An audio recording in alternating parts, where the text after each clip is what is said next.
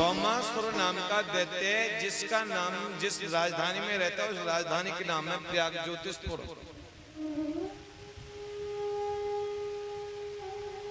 भौमासुर ने वरुण का छत्र, अदिति के कुंडल, इंद्र के स्थान मन्नी आदि पर्वत सब को छीन रखा है।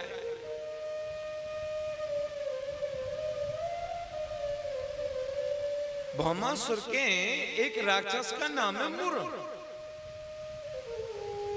और राक्षस के नाम का जो मुर है और इसके हैं 5 मुंह, 5 मुख हैं।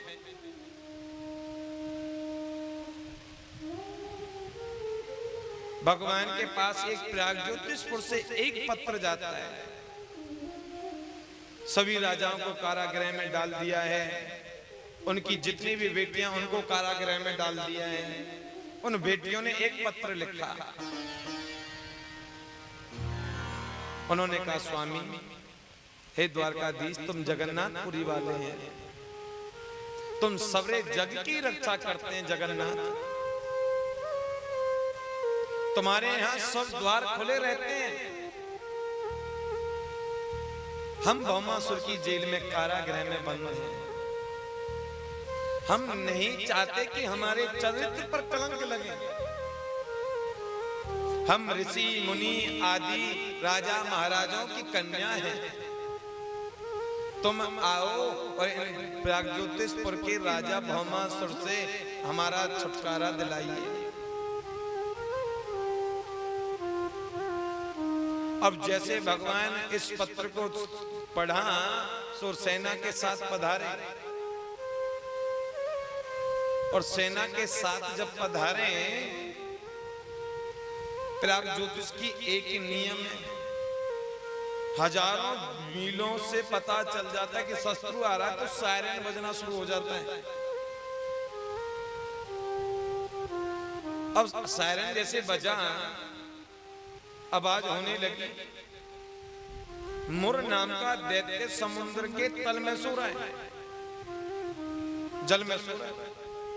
अब जब आवाज हुई तो मुर नाम का दैत्य भगवान से युद्ध करने के लिए आ गया। जब मुर नाम के दैत्य भगवान से विजय प्राप्त करने की इच्छा उसकी, तो ठाकुर जी ने गोविंदाय नमो नमाय कर दिया। मुर नाम के दैत्य को मारकर भगवान का नाम मुरारी पड़ा।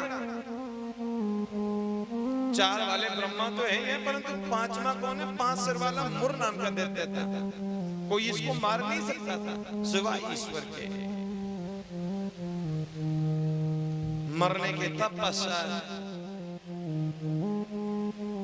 अंत में जब युद्ध होने लगा तो भौमासुर की विशाल सेना शस्त्रों की वर्षा कर रही है ठाकुर जी के पास। गरुड़ देवता भगवान के स्वयं ही उन अस्त्र शस्त्रों को भौमासुर को काट रहे हैं।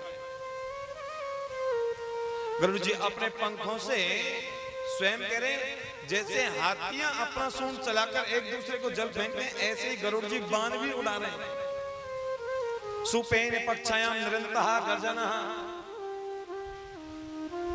भौमासुर की गरुड़ के सामने भी, गरुड़ के सामने अमोघ शक्ति का प्रयोग किया। अब अमोघ शक्ति हुई तो अंत का मतलब है घोर संग्राम हो जाना। और जब अमोघ शक्ति हुई तो भगवान से रहा नहीं गया और शस्त्रों ऐसे चलाए कि भौमासुर का सिर धड़ से अलग कर दिया। उसी समय सिर जब धरती पर गिरा, ऋषि आदि देव आदि गण सब स्तुति करने लगे, भगवान के ऊपर परशुओं की वर्षा करने लगे। बैजंती माला पहने भगवान वरुण के छत्र को वापसी लौटाते हैं। स्वयं पृथ्वी आकर भगवान से स्तुति कर रही है, बोले नमस्ते देव देव शंख चक्र गदाधर भक्तयो चया चोपातस्य रूपाय परमात्मने नमोस्तुते।